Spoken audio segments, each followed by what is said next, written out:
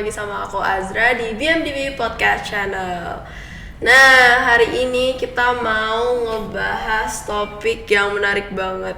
Gak kalah menarik dari topik episode sebelumnya. Di episode kali ini kita mau ngebahas tentang sholat sumber kebahagiaan.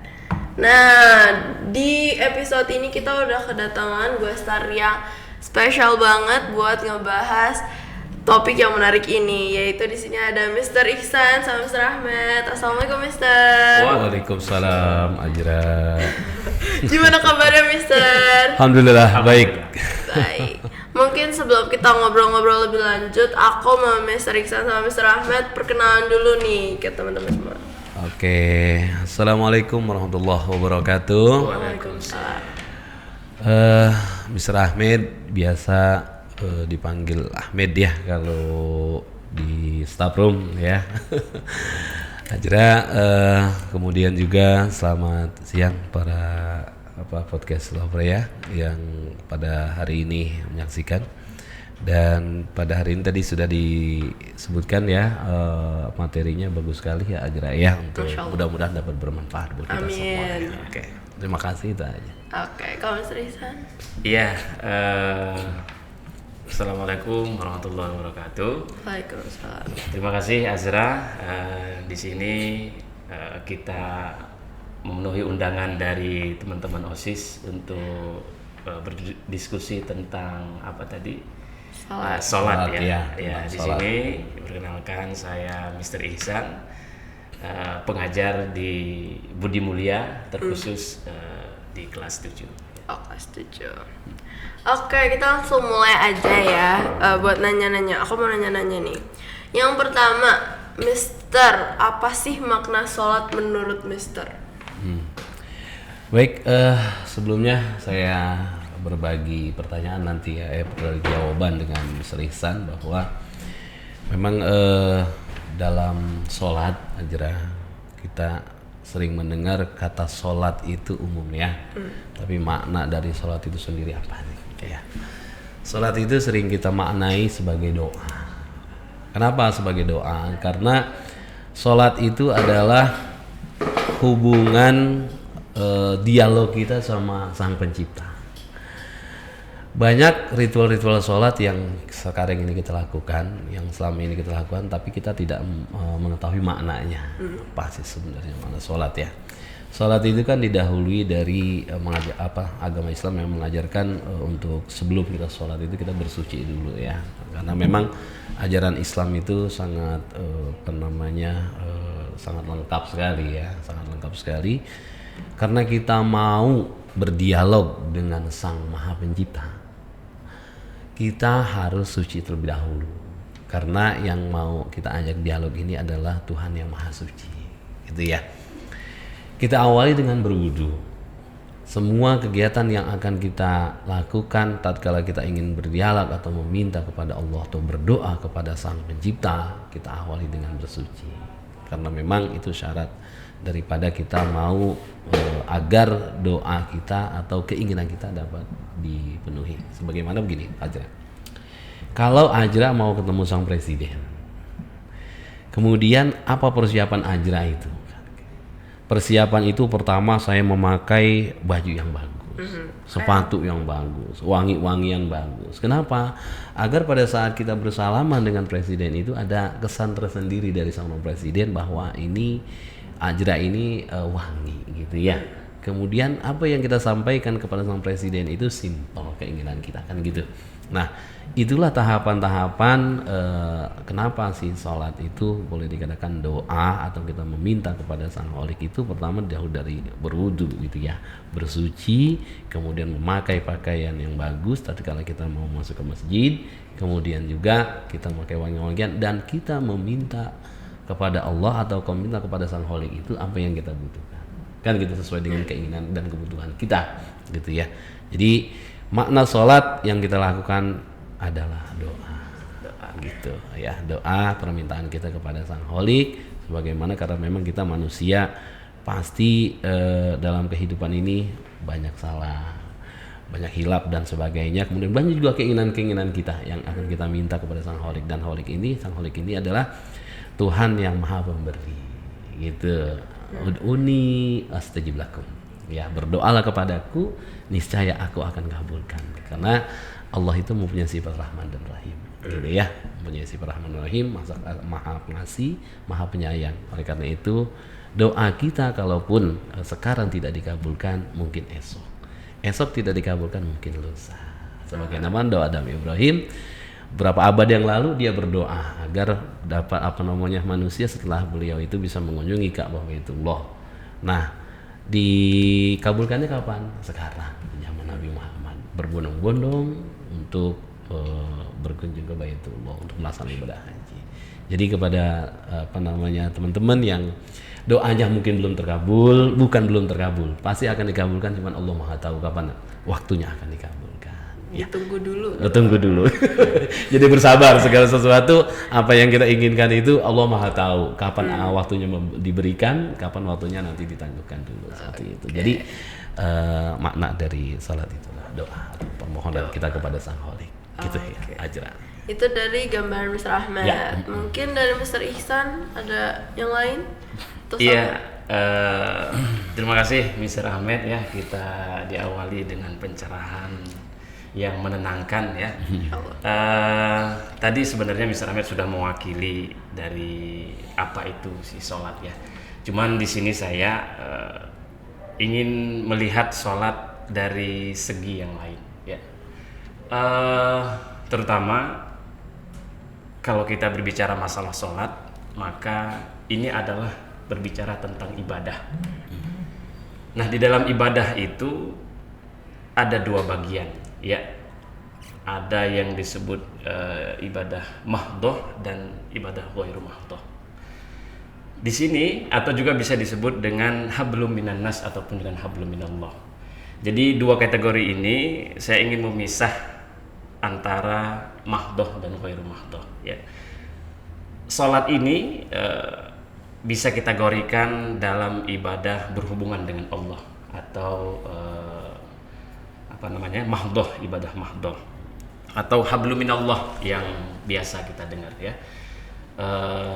Sama dia salat itu diawali dengan berwudu atau istilahnya dengan bersuci untuk menghadap kepada Allah Subhanahu wa taala.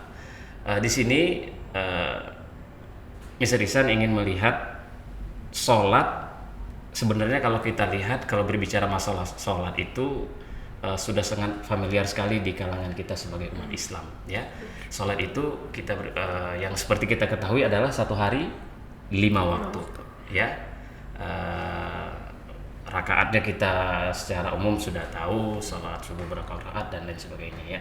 Tapi esensi dari kalau kita melihat dari hakikat sholat sebenarnya adalah setiap harinya itu kita sebenarnya sholat, ya, sholat. Di dalam Al-Quran itu sholat disebutkan tentang mengingat. Apakah kalau kita lihat dari sholat yang dalam satu hari terdapat 5 waktu, apakah cukup kita mengingat waktu, kita mengingat Allah maksud Mister, hanya dalam 5 waktu? Kita semuanya dalam 5 waktu setiap sholat paling sedikit sekitar 5 menit lah. Artinya dalam satu hari kita hanya mengingat Allah. Apakah cukup dengan kalau dibagi satu waktu sholat 5 waktu, berarti dalam satu hari hanya 25 menit. Apakah cukup dengan 25 menit? Nah, di sini bisa melihat sholat itu tidak cukup dalam waktu 25 menit. Artinya apa? Artinya setiap harinya itu kita sholat. Kan di dalam Al-Quran juga disebutkan bahwasanya burung-burung juga sholat sebenarnya, tetapi bentuk sholatnya kita tidak mengetahui. Dalam Quran surah An-Nur ayat 24 dikatakan bahwasanya terbangnya burung mengepakkan sayapnya itu adalah sholatnya burung, ya. Pohon yang menghasilkan buah itu adalah sholatnya pohon, tapi kita tidak mengetahui persis sholatnya seperti apa. Jadi secara garis besar, sholat adalah mengingat kepada Sang Maha Pencipta. Artinya apa? Penting kita melaksanakan sholat 5 waktu, tapi sholat 5 waktu hanya dijadikan sebagai pengingat, atau istilah kata lain, hanya alarm bagi kita.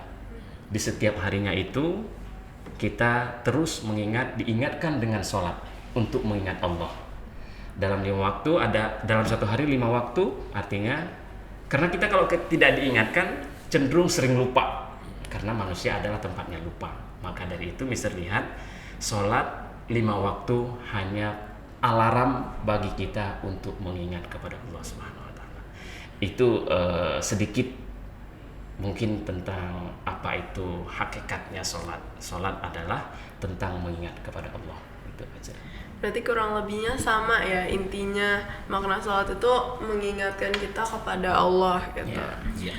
Terus aku mau nanya juga nih, kan kadang-kadang banyak orang yang bilang itu sholat itu sebagai tiang agama. Nah, apa sih sebenarnya yang orang-orang bilang tiang agama tuh apa? Islam itu dibangunkan atas 5 perkara. Yang pertama syahadat. Syahadat itu boleh kita katakan sebagai pondasi. Pondasi. Rumah itu laksana bangunan, itu rumah itu ya, ada pondasi dulu kita bangun. Kalau pondasinya itu kuat, diyakini bahwa bangunan itu akan kuat. Gitu. Pondasi ini diawali dengan syahadat. Ya, pondasi ini syahadat sebagai rukun Islam kita itu ya. Pondasinya kalau syahadatnya sudah menyatu di dalam diri seorang muslim, ini minimal dia punya pondasi. Namun pondasi itu tidak cukup saja. Bangunan itu kan kalau hanya ada pondasi bukan bangunan. Iya, bukan bangunan. Ya, hanya tanah lapang, bisa jadi diuruk dengan tanah gitu kan, kemudian ditutup dengan rumput, jadi kita main bola gitu kan. Bisa jadi gitu. Bisa jadi ya. Jadi bukan hanya bangunan itu, belum bentuk bangunan misalnya. Nah, kemudian apa yang menjadi tambahan sebagai bangunan Islam itu kan ya? Ya, pondasinya sudah ada, syahadat. Kemudian yang menjadi tiang-tiangnya adalah sholat. Kenapa tiang ini sebagai sholat? Karena kelihatan tiang ini. Tiang ini kan ada, tergantung kita ya. Kalau umpamanya di Islam itu tiang itu ada 5 waktu ya. Misalnya ada dari mulai kita awali di zuhur, asar, maghrib, bisa subuh, itu kan ada tiang 5 itu. Nah, dari tiang-tiang itu yang membedakan umat Islam dengan agama lain. Iya. Karena kita sudah punya tiang, gitu ya. Kita punya tiang, maka tiang ini harus kokoh. Bagaimana cara mengokohkan tiang ini? Ya. Sebagai umat Islam, cara mengokohkan tiang ini karena pondasinya tadi sudah kokoh, ditambah lagi kita punya tiang 5. Bagaimana cara mengokohkan tiang ini? Yaitu sholat, ya kan? Sholat ini sebagai tiang agama, yaitu dengan cara sholat berjamaah di masjid. Gitu. Itu cara bagaimana kita mengokohkan 5 tiang ini dalam suatu pondasi bangunan yang kuat gitu, yang kokoh itu. Caranya adalah dengan merawat sholat wajib 5 waktu itu dengan cara sholat berjamaah. Nah, ini yang membedakan agama lain dengan agama Islam itu adalah sholat. Kemudian atapnya itu adalah yang paling tinggi adalah jihad fisabilillah. Nah, cuman versi jihad yang ada di Indonesia bermacam-macam. Nah, termasuk salah satu kita podcast ini untuk menyebarkan Islam ke lingkungan kita, kemudian menambah wawasan pengetahuan juga termasuk jihad fisabilillah gitu ya. Jadi jihad itu bukan termasuk salah satunya bukan berperang saja, bukan. Jihad itu kita menuntut ilmu, jihad ya. Kita memberikan ilmu juga jihad gitu ya. Jadi itulah mengapa Islam sholat itu sebagai tiang agama, karena yang tadi saya bilang bahwa pondasinya sudah ada, tiang agamanya ada aja sholat. Kemudian mari kita jaga tiang agama itu, sholat itu, tiang agama itu sholat agar lebih kokoh ya. Nah, bagaimana kalau umpamanya enggak kuat nih? Nah, ini adalah tanggung jawab kita. Berarti umat Islam tidak mampu menjaga tiang itu menjadi kokoh. Kenapa? Karena rata-rata umat Islam sholatnya di rumah masing-masing. Iya. Nah ini jangan sampai gitu ya. Untuk mengokohkan tiang itu sebagai umat Islam kita harus sama-sama menjaga tiang itu agar kokoh, yaitu dengan cara sholat berjamaah di masjid. Gitu. Oke. Gitu Azka ya. Kalau Mr. Ihsan gimana tuh? Waduh, wah luar biasa ya, Mr. Ahmed. Tadi kita sudah diingatkan dengan apa? Dengan sholat berjamaah di masjid itu menjadi salah satu pondasi kuatnya agama kita, ya. Diistilahkan dengan sholat adalah tiang agama tadi ya. Baik, Mr. Ahmed, saya ingin mau menggabungkan sedikit. Tadi Mr. Ahmed sudah menjelaskan bahwasannya untuk menjadi agama ini kuat, atau istilah kata tadi dengan contoh dengan bangunan rumah. Nah, kalau pondasinya nggak kuat, maka rumah itu akan cepat runtuh. Ya, pondasi tadi sudah dijelaskan dengan ada sholat 5 waktu, kemudian sholat berjamaah di rumah. Nah, di sini kalau kita mau lihat sholatnya atau pondasinya yang kokoh, itu artinya apa coba? Artinya ada kualitas dari pondasi tersebut. Artinya apa?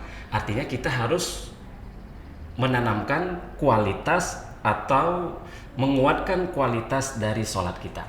Nah, terkadang kita sholat hanya sekedar gerakan, atau istilahnya jangan sampai kita menyamakan seolah-olah sholat itu seperti senam. Bedanya tipis. Kalau sholat kita tidak ada isi, maka itu seperti senam. Artinya apa? Hanya menguatkan ruh, hanya menguatkan jasmani kita, tapi ruh kita tidak kuat.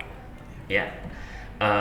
Jadi saya Mister mau melihat sholat yang ada isinya, ya. Biar gampangnya seperti ini ya. Mister mau pondasi ini kuat, artinya kita harus menanamkan sholatnya bagaimana sholat yang benar. Nah, terkadang yaitu sholat hanya sekedar sholat, setelah selesai sholat tidak ada hasilnya. Nah, itu yang membuat pondasi kita atau tiang agama itu tidak kokoh. Ya, artinya dia hanya sekedar menjalankan kewajiban dia sebagai seorang muslim, selesai sholat maka selesai urusannya. Tetapi pada intinya sebenarnya kalau kita mau melihat apakah sholat dia itu benar atau tidaknya, maka lihatlah setelah dia selesai sholat atau input dari sholatnya, apa yang dihasilkan. Ya, kalau kita lihat selesai sholat, assalamualaikum warahmatullahi, kemudian dia seperti biasa lagi, tidak ada perubahan di dalam dirinya, maka itu bukan sholat sebenarnya, tapi itu adalah senam, hanya sekedar menggerakkan organ tubuh. Tapi kalau sholat yang berisi, artinya dia sholat yang Mr. Ahmed ingatkan tadi, doa, dia berhubungan kepada Allah, ya, mengingat kepada Allah, artinya ada hasil dari sholat tersebut. Apakah itu? Kita bisa lihat kalau orang sholatnya benar, maka selesai sholat dia selalu menyenangkan orang lain, ya, bisa membuat tidak menyakiti orang lain. Itu sebenarnya hasil dari input dari sholat tersebut. Nah, jadi kalau mau menjadikan tiang agama ini menjadi tiang yang kokoh, ya, yang bisa kita pertanggungjawabkan sampai di akhir hayat kita, maka kuatkanlah sholat, dalam artian maka setiap di saat sholat jangan sampai kita hanya sekedar menggugurkan kewajiban, tetapi bagaimana cara kita seolah-olah menghadap kepada Allah Subhanahu wa Ta'ala. Artinya dengan sungguh-sungguh apa yang kita baca kita pahami, ya. Sebenarnya di dalam sholat itu banyak makna. Kalau kita mau lihat, ya, inti dari sholat itu adalah bagaimana kita memahami bacaan-bacaan di dalam sholat. Salah satunya adalah kita memahami apa itu Al-Fatihah, ya, diawali dengan Bismillah, ya, dengan segala sesuatu itu aku menyebut namamu ya Allah. Artinya apapun kegiatan kita, apapun yang kita lakukan itu dengan nama Allah, ya. Kita bawa ke dalam sholat, ya. Kalau itu sudah mampu kita lakukan, kita laksanakan, insya Allah sholat kita menjadi sholat yang berkualitas seperti itu. Ya. Oke, berarti sholat 5 waktu secara berjamaah itu sama dengan mengokohkan tiang agama kita. Ya, betul aja itu. Kalau ngomongin sholat berjamaah nih, seberapa penting sih Mister buat kita sholat berjamaah itu? Ya. Ajra gini. Pada masa Nabi dulu, pada saat Nabi itu belum menerima perintah sholat, Nabi itu hanya melaksanakan sholat itu pada malam hari, sholat tahajud. Kemudian pada saat Isra Mi'raj itu ada oleh-oleh dari Allah. Nabi diberikan tugas atau diberikan oleh-oleh oleh Allah itu untuk umatnya sholat 50 waktu. Ya. Kemudian Nabi meminta keringanan yang sekarang kita laksanakan menjadi 5 waktu. Nah, hasil oleh-oleh yang diberikan Allah kepada baginda Nabi Shallallahu Alaihi Wasallam itu merupakan oleh-oleh terbesar bagi umat Nabi Muhammad, yaitu sholat. Kenapa sholat ini begitu besarnya buat kita oleh-oleh Nabi umatnya Nabi Muhammad, dan harus kita jaga? Karena kalau perintah-perintah agama, perintah-perintah ibadah lain itu cukup malaikat Jibril yang turun. Perintah ini malaikat Jibril yang turun kepada baginda Nabi. Perintah puasa malaikat Jibril yang turun. Perintah ini malaikat Jibril. Tapi sholat ini Allah yang langsung mengundang baginda Nabi naik ke 7 lapis langit, ke Sidratul Muntaha, berdialog dengan baginda Nabi. Perintah langsung diberikan sama Allah. Begitu mulianya sholat ini. Oleh karena itu, karena begitu mulianya sholat yang diberikan Allah kepada baginda Nabi, diberikan kepada kita selaku umatnya, kita jaga. Iya, harus kita jaga. Oleh karena itu, kita sebagai umat baginda Nabi harus banyak bersyukur. Kenapa? Karena sholat ini adalah sholat salah satu amal yang akan dihisab lebih dulu nanti. Kenapa? Karena pada saat nanti kita dikumpulkan di padang mahsyar, kita ditanya satu-satu Ajra maju menghadap Allah ini. Dilihat pertama kali adalah ini hisab itu sholat.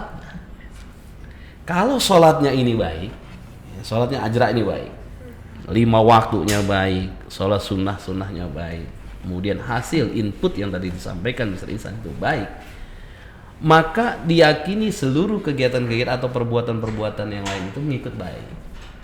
Kalau sholatnya benar, tadi ya, Ajra ya. Oleh karena itu, seberapa penting sholat berjamaah ini, kan gitu. Karena tadi Mr. sampaikan, begitu mulianya sholat itu disampaikan Allah kepada baginda Rasul, langsung diundang. Oleh karena itu, kita jangan sia-siakan sholat ini. Bagaimana caranya? Yuk sama-sama kita berjamaah di masjid bersama-sama, kita rapatkan saf, kita hormati, kita agungkan sholat ini, karena memang begitu mulianya sholat yang telah diberikan kepada baginda Nabi, gitu. Gitu ya, biasa ya. Berarti kalau kita sholat secara berjamaah. Oh, Mr. Ihsan gimana tuh? Ya, kalau kita tadi Azra bertanya apa sih manfaat dari sholat berjamaah ya? Ya, tadi sudah dijelaskan sama Mr. Ahmed. Berjamaah artinya kalau secara bahasa bersama-sama, ya. Segala sesuatu yang kita lakukan secara bersama-sama itu akan mudah ya kita dapatkan, akan mudah kita gapai. Tapi kalau kita lakukan secara sendiri, mandiri, bisa kita dapatkan, tetapi lama waktunya. Artinya apa? Artinya di sini ada keutamaan sholat jamaah, ya.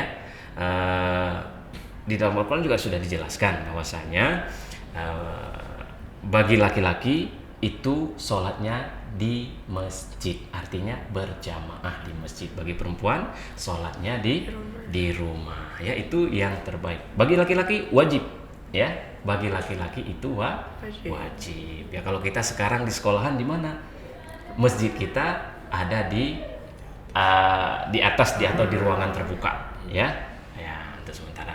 Nah di sini kita analogikan bahwasanya begitu pentingnya sholat berjamaah secara bersama-sama. Nih kita analogikan bahwasanya kita bisa memegang handphone dengan dua jari bisa kita pegang. Tetapi handphone ini kalau hanya dipegang dengan 2 jari akan mudah jatuh atau sangat mudah jatuh, diambilnya bisa diambil. Ya 3 jari bisa, cuman kekuatannya nggak kuat.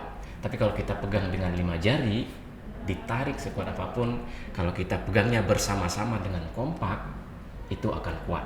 Ya, artinya begitu pentingnya sholat berjamaah bagi kaum laki-laki. Ya, ya itu tadi. Ya, kalau sholatnya yang benar. Kembali lagi, isi dari sholatnya itu bagaimana? Walaupun kita sholatnya berjamaah, rame-rame setiap hari, tapi kualitas sholat berjamaah kita tidak kuat, ya sama aja kita megang secara bersama, tapi megangnya seperti ini nih hanya di ujung, diambil juga gampang. Ya itu analoginya, gampangnya seperti itu. Artinya begitu pentingnya kita sholat, tapi dengan sholat yang berkualitas seperti itu ya. Sholat berjamaah itu wajib bagi laki-laki ya. Terima kasih. Berarti harus ada berjamaah juga, terus biar menjadi kualitas juga. Ya, Dua-duanya dapat. Dua-duanya. Nah, kalau ngomongin soal berjamaah, pada saat berjamaah itu penting nggak sih, Mister, kita merapatkan barisan atau saf sholat gitu? Ya. Imam tatkala ingin memimpin sholat, ya, selalu mengatakan sufakum baina tasbih sufu minta mami sholat, rapatkan dan luruskan safnya, sebab rapat dan lurus merupakan kesempurnaan, salah satu kesempurnaan ibadah sholat kita. Begini, mengapa seorang imam harus menyampaikan itu tatkala ingin mengimami sholat? Umat Islam ini sekarang ini zaman di akhir zaman seperti buih di lautan aja. Banyak kuantitasnya tapi sedikit kualitas. Banyak jumlahnya tapi yang berkualitas sedikit. Dengan kualitas yang sedikit ini mudah diombang-ambingkan oleh di luar non-Islam. Gitu. Nah, kenapa sampai imam itu menyampaikan itu? Rapatkan barisan, jangan sampai ada yang kosong, jangan sampai ada yang lowong.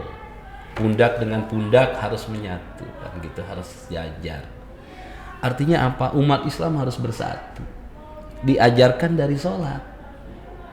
Diajarkan pertama kali dari sholat dulu. Umat Islam yang begitu banyak, umat Islam yang jumlahnya hampir miliaran, ya, ini harus bersatu.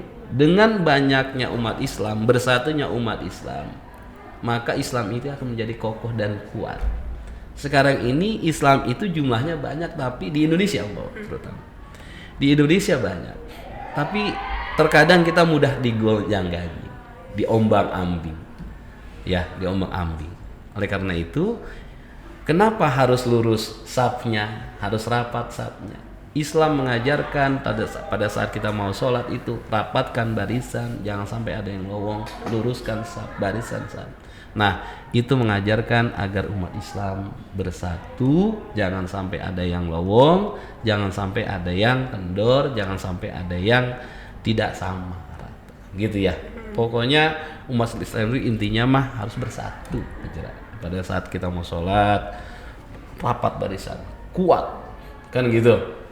Pada saat dilihat barisannya kuat, rapat gitu kan, tidak ada yang lowong, disitulah umat Islam akan menjadi umat yang kuat di mata non muslim gitu. Jadi itulah makna kenapa kita harus merapatkan barisan, sapnya harus lurus gitu ya. Itu semuanya ada filosofi dan harus kita pahami bahwa semua itu ada maknanya di balik sholat ya. Gitu.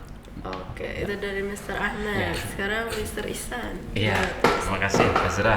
Ya. Mr. Ahmad tadi sudah menjelaskan bahwasanya pentingnya merapatkan barisan di dalam sholat ya, atau merapatkan shaf.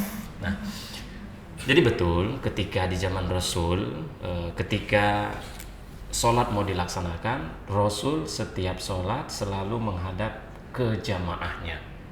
Apakah hanya sekedar melihat jamaah? Iya betul, tetapi ada satu hadis mengatakan bahwasanya ketika itu Rasul mengingatkan kepada jemaah, rapatkan dan luruskan barisan sholat kalian atau shafnya. Supaya apa? Nah, supaya kalau kita lihat dalam teks hadis tersebut, supaya ketika ada shaf yang berjarak atau terpisah jauh dari jemaah ke jemaah, itu dikhawatirkan akan masuknya jin atau yang mengganggu kita di dalam sholat. Nah, kenapa kita dirapatkan? Supaya tidak ada celah untuk jin bisa menggoda kita. Walaupun sudah rapat, bukan berarti jin tidak menggoda kita. Nah, itu harus kita pahamin. Jin itu bisa menggoda kita dari depan, dari belakang, dari atas, dari bawah.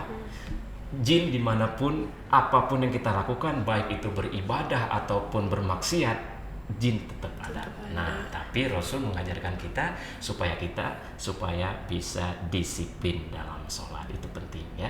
Kita bukan hanya sekedar mengikuti perintah, tapi bagaimana kita menjalankan kedisiplinan dalam beribadah seperti itu. Ya. Oke, kalau ngomongin itu kan masuk juga ke kekhusyuan sholat ya bisa. Nah, kadang-kadang aku tuh pas lagi sholat suka mikirnya kemana-mana, misalnya kayak setelah sholat tuh ngapain ya, terus misalnya rokaat ini udah rokaat keberapa gitu-gitu. Kalau misalnya sholat sendiri juga kan kadang-kadang kayak gitu. Nah, gimana sih caranya kita tetap menjaga fokus atau khusyuk dalam sholat itu? Ya.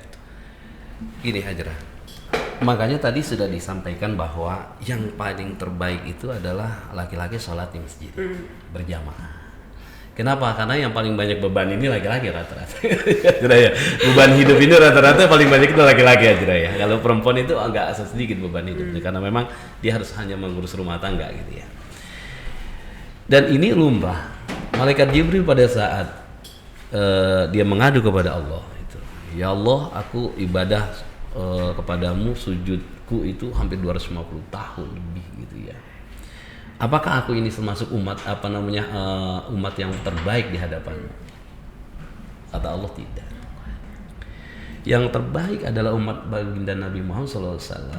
Tatkala dia sujud tapi masih terawang-awang, karena dia banyak mikirin sesuatu yang memang sudah menjadi kebutuhan dia. Iya, banyak pikiran. Banyak pikiran. Allah sendiri mengatakan bahwa kalau kamu malaikat Jibril memang tidak ada beban karena kamu diciptakan hanya untuk ibadah. Kan gitu. Tapi manusia akhir zaman, umat Nabi Muhammad aku ciptakan nanti di akhir zaman, dia sholat itu masih terawang-awang pikiran. Itulah umat yang terbaik kata Allah gitu kan ya. Kenapa? Karena di saat dia banyak beban saja dia masih mau bersujud kepadaku kata Allah. Makanya kita bagaimana cara menjaga itu kan tadi pertanyaannya kan gitu. Nah, yang pertama tadi sudah disampaikan sama Serisan bahwa kita ini harus bersyukur masih bisa bersujud kepada Allah. Yang pertama itu yang harus kita syukuri bahwa kita termasuk orang yang beruntung, orang yang diberikan hidayah Allah untuk bisa bersujud kepadanya. Itu udah bagus. Itu yang paling pertama, pondasi yang harus kita yakini. Kita harus banyak bersyukur kepada Allah bahwa kita termasuk orang yang beruntung, orang yang bisa sujud kepada Allah. Kenapa? Karena banyak orang yang tidak beruntung.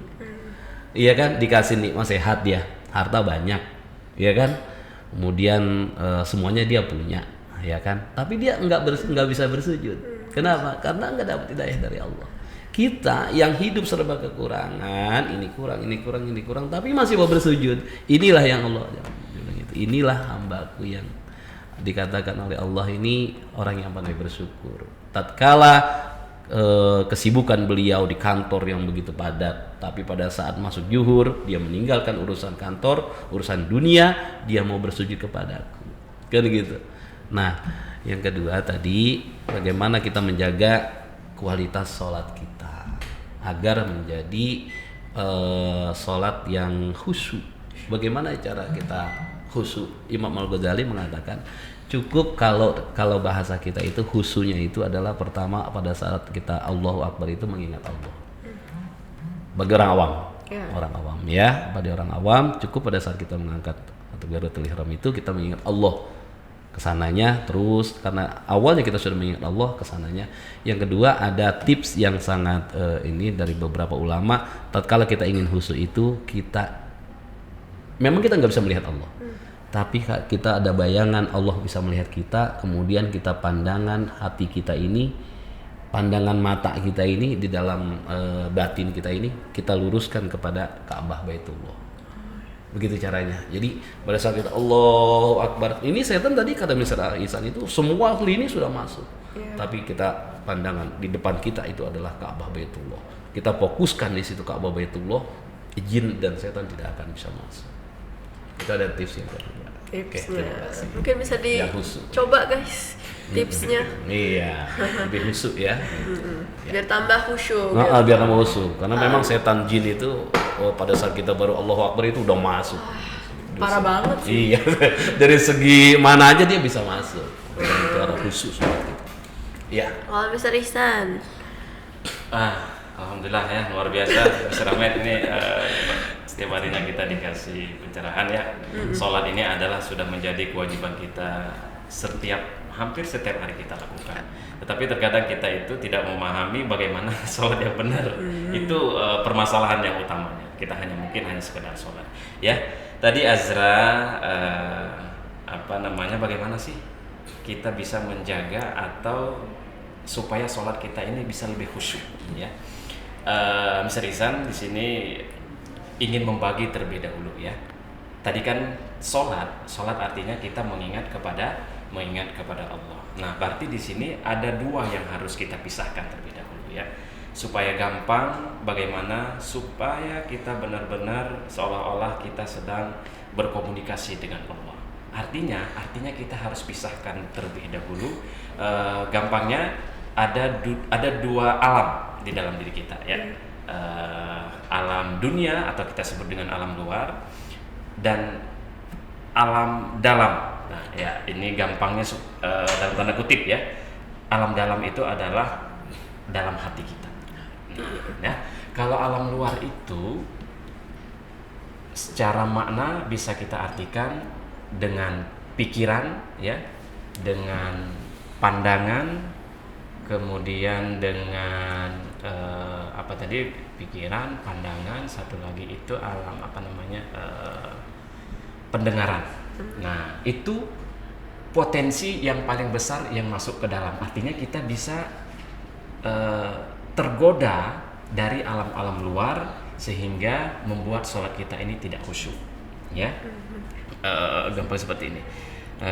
Jadi apapun yang kita lakukan kalau sudah kita pikirkan itu menjadi alam bawah sadar kita, dan itu sangat sulit dirubah kalau sudah menjadi rutinitas kita. Apa yang kita dengar, apa yang kita lihat, apa yang kita lakukan berdasarkan dari alam luar tersebut, sehingga ketika kita sholat itu akan terbawa. Nah, di saat sholat maka cobalah kita untuk jeda dari dunia luar atau dari alam luar.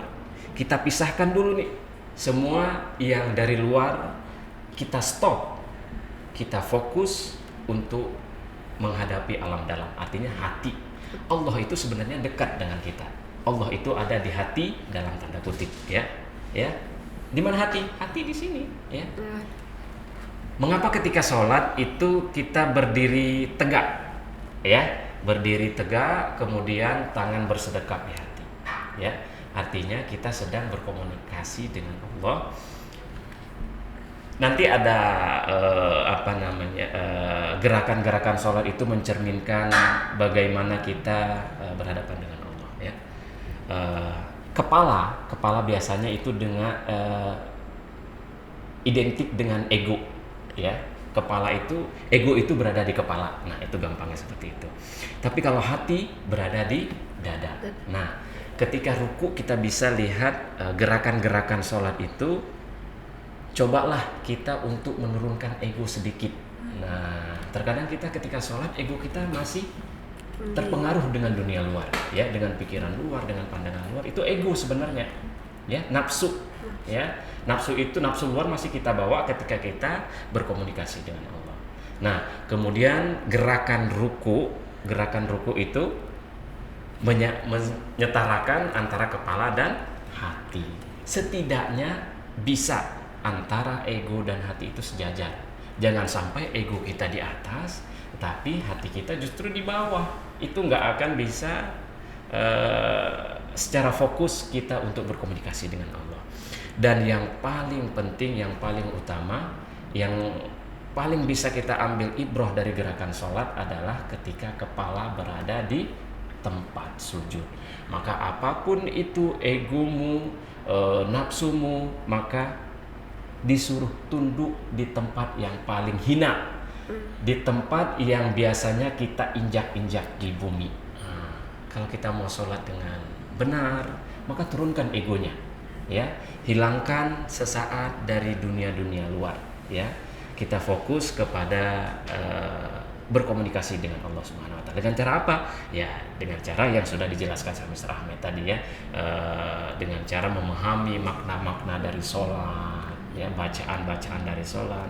Percuma kita sholat kalau kita tidak memahami inna sholati wa nusuki wa mahyaya wa mamati lillahi rabbil alamin. Kita hanya sekedar berbunyi atau bersuara mengucapkan ayat-ayat, tapi kita tidak pahamin, ya. Karena berbunyi itu belum tentu dipahami, apalagi disadari. Kalau hanya sekedar bunyi, ya kita nggak ada bedanya seperti bernyanyi, nggak ada artinya, ya. Kadang-kadang nyanyi juga punya arti yang dalam, ya. Apalagi bagaimana kita berbunyi dalam sholat atau mengucapkan ayat-ayat di dalam sholat, itu semuanya mempunyai makna yang dalam, ya. Terutama di dalam suratul Fatihah sering kita baca, setiap rakaat itu ada suratul Fatihah, ya. Ihdinas siratal mustaqim, tunjukilah aku jalan yang lurus, ya. Artinya kita mencari petunjuk untuk menjadi yang lebih baik lagi. Kalau kita resapi, kita pahami makna-makna yang ada di dalam sholat, insya Allah sholat kita mudah-mudahan pelan-pelan itu bisa dari sedikit demi sedikit itu bisa menjadi mendekati ke khusyuk, ya. Untuk khusyuk secara full mungkin kita berat, ya. Ya, benar. Berat. Ada nggak di sini yang sholatnya seperti sholatnya para sahabat, ya, diganggu oleh binatang buas, mereka tidak bergeming. Kita sedikit digoyahkan dengan gerakan-gerakan yang kecil, itu sudah tergoda. Kenapa? Karena kita tidak menutup dari yang disebut dengan dunia luar tadi. Jadi kita masih terbawa-bawa.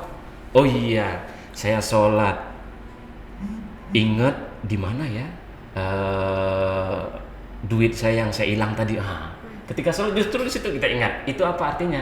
Itu jin yang setiap saat menggoda kita, ya. Artinya ketika sholat sebisa mungkin kita hilangkan dulu yang namanya alam luar yang disebut dengan 3P tadi, ya, pendengaran, penglihatan, pemikiran, alam luar. Kita fokus kepada Allah dengan menggunakan alam dalam, yaitu dengan hati dalam tanda kutip itu kita, karena Allah itu lebih dekat, ya, daripada di luar. Kita lebih dekat kepada Allah. Allah itu berada di dalam diri kita.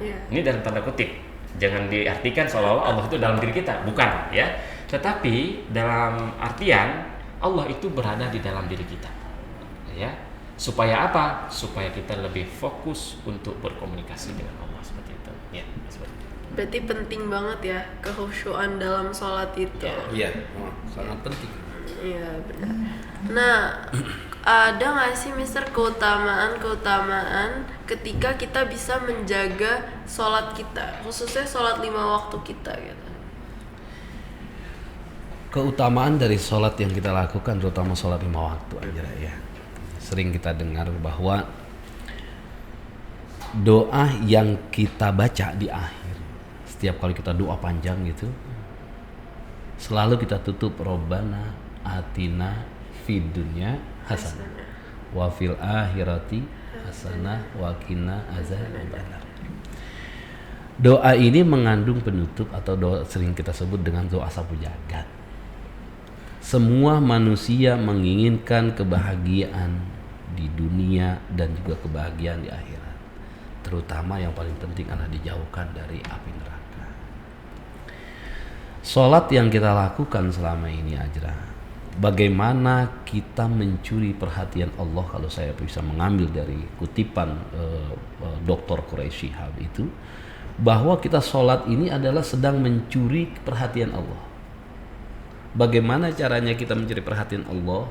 Dengan cara tadi, dengan kehusuan sholat yang kita lakukan, Allah itu merasa inilah umatku yang meminta dengan sungguh-sungguh.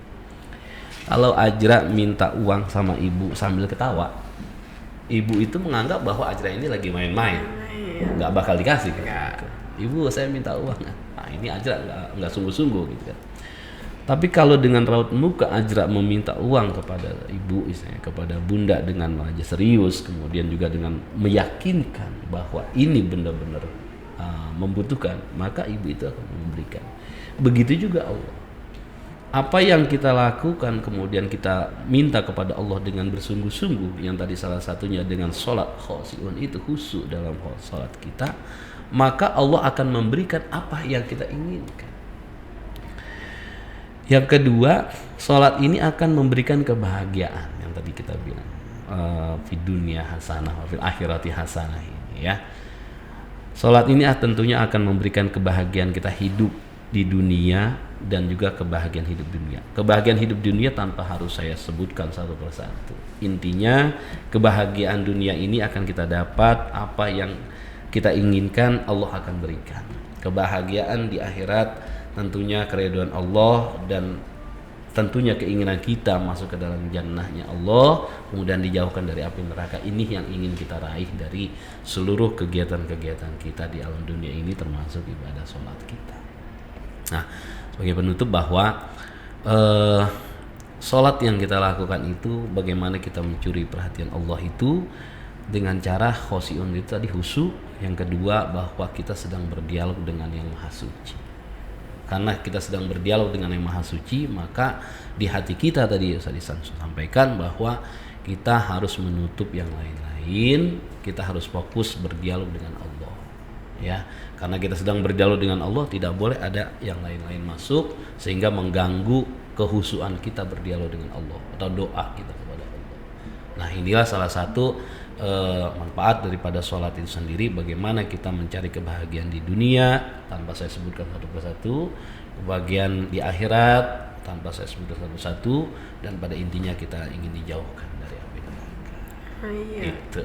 Ya. Itu yang paling utama, dijauhkan dari gitu. api neraka. Amin, gitu Amin, ya. amin. Mr. Iksan gimana? Iya, mungkin ini sesi penutup kali tadi ya, karena sudah mau sholat ya. Sedikit dari Mister ya. Tadi Mister Ahmed sudah mengingatkan kita bahwasanya sholat itu dimulai dari wudhu, benar nggak ya tadi ya? Iya. Apa sih sebenarnya? Kenapa sih kita harus memulai sholat itu dengan berwudhu? Ya, mungkin secara pemahaman kita secara umum itu adalah untuk membersihkan. Tetapi wudhu itu bukan hanya dengan menggunakan air, tetapi ada juga dengan menggunakan debu, itu disebut dengan tayamum. Membersihkan identik dengan air. Apakah debu yang menempel di wajah kita termasuk membersihkan? Ya coba kan. Terkadang tuh Mister tuh berpikir di dalam seputar itu ya. Kita sebelum menghadap kepada Allah, kita dianjurkan untuk berwudu supaya bersih. Tetapi di dalam wudu itu ya ada dua, kalau nggak ada air dengan debu. Gimana ceritanya? Debu juga bisa membersihkan. Seolah-olah ada debu ditempelkan ke muka kita. Apakah itu membersihkan? Justru itu menjadi mengotorkan. Kalau secara akal pikiran. Iya. Ya. Jadi Mister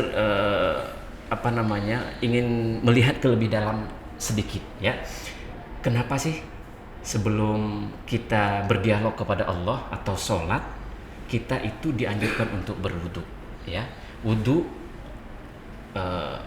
kita artikan ya, artinya dengan membasuh dari kedua telapak tangan, kemudian wajah dan lain-lainnya ya. Itu sebenarnya adalah bagaimana kita membersihkan apa-apa yang ada di dalam diri kita sebenarnya ya. Sebelum sholat, tangan, ya Allah, tangan ini sebelum sholat aku sudah memegang apa aja. Kemudian wajah ini sebelum kita menghadap kepada Allah, ya Allah, wajah ini sebelum aku menghadap kepada Engkau, aku sudah melihat apa aja dengan melalui mata, ya. Telinga juga dibersihkan, ya Allah, sebelum aku menghadap kepada Engkau, aku sudah mendengarkan apa aja, ya Allah. Kemudian kaki dan lain sebagainya, urutan wudhu itu nanti kita bahas yang lainnya ya. Artinya bukan hanya sekedar membersihkan, tetapi bagaimana cara menyucikan diri atau mengnolkan diri kita, itu ya. Artinya kita tidak ada lagi sesuatu yang bersangkutan di dunia ini untuk menghadap kepada Allah, ya. Dari penglihatan, pendengaran, ucapan, kan ada kumur-kumur seperti mulut, itu termasuk salah satu sunnah yang berwudu ya. Artinya ucapan kita terkadang sebelum kita menghadap kepada Allah, apapun kita ucapkan, menggosip dan lain sebagainya ya. Artinya berwudu itu tidak hanya bisa kita artikan hanya sekedar membersihkan, tetapi bagaimana mengenolkan diri kita atau menyucikan diri kita sebelum menghadap kepada Allah. Supaya apa? Supaya sholat yang benar itu diawali dengan wudu yang benar ya. Tata caranya kita sudah bisa jalankan ya, seperti diajar-ajarkan oleh guru-guru kita ya. Tapi benar nggak? Ya mudah-mudahan benar ya.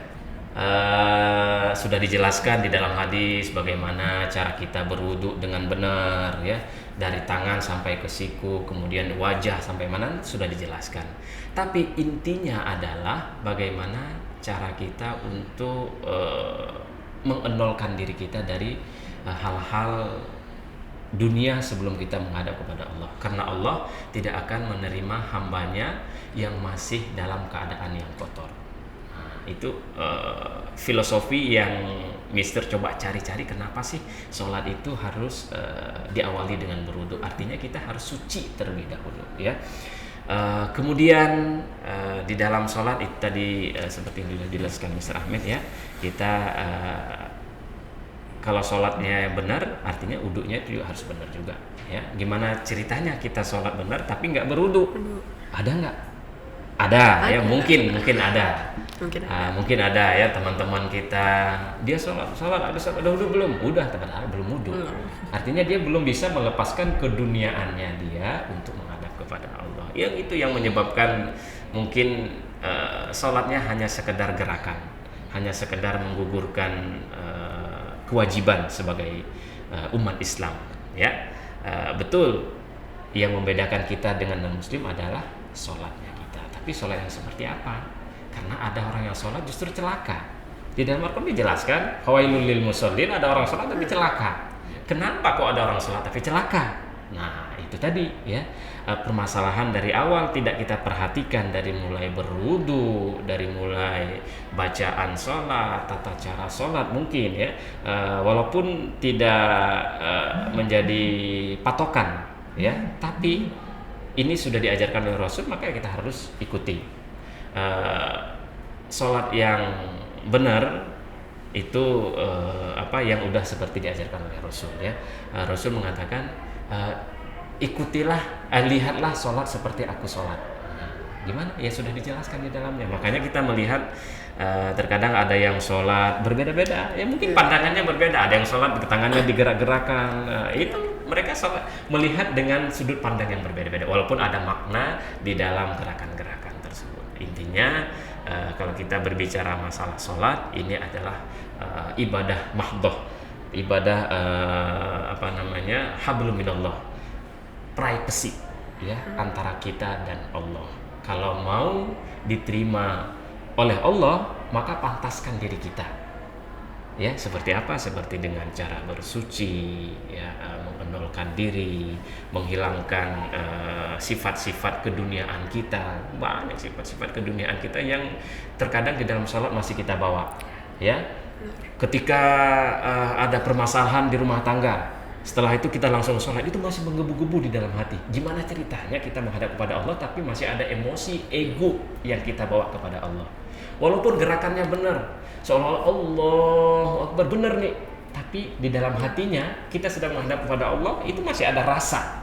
Makanya tadi Mister jelaskan bahwasanya ilangin dulu nih yang ego, pikiran, ya, perasaan keduniaan kita stop. Artinya sholat adalah berjeda diri dari keduniaan dan masuk ke dalam diri untuk menghadap kepada Allah. Ya, kalau itu kita pegang, insya Allah kita bisa menjaga sholat 5 waktu, walaupun 5 waktu itu adalah hanya sekedar alarm bagi kita.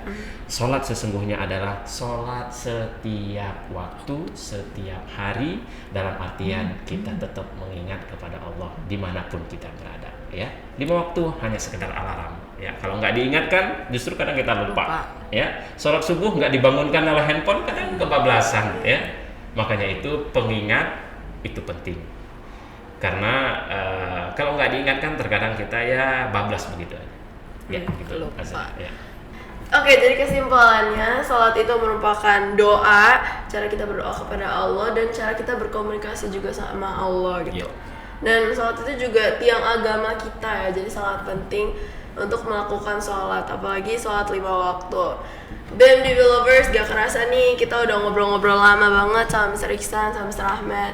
Sebelumnya aku mau makasih banyak buat Mr. Iksan sama Mr. Ahmed. Sama-sama Ajra. Udah mau datang ke podcast di episode kali ini.